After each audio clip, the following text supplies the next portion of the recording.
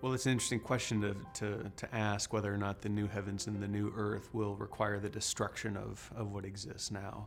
And one thing I would say about this is that there's a difference of opinion depending on sort of which theological camp you might come from. From my point of view, there's a saying that I learned in seminary, and it goes like this: God doesn't make junk, and he doesn't junk what he makes. And to unpack that a little bit, when God made the heavens and the earth, he declares them good. And of course, we know that sin enters into the world and it changes that, it infects it. But that doesn't mean that all of a sudden it's bad, discardable in some sense.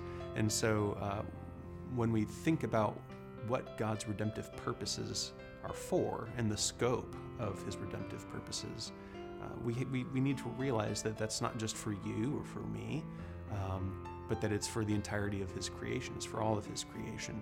And so in that sense, when you think about even the way God preaches the kingdom of God, when Christ is preaching that in his Gospels, a lot of times you see him healing someone of some sort of illness, making something right that was not quite the way it should be, the blind seeing, the lame walking.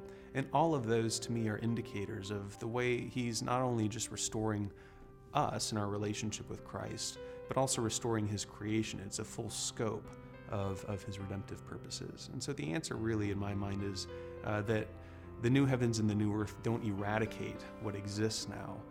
It's more of a question of a full restoration of what does exist now at a time when it'll be completely free from sin.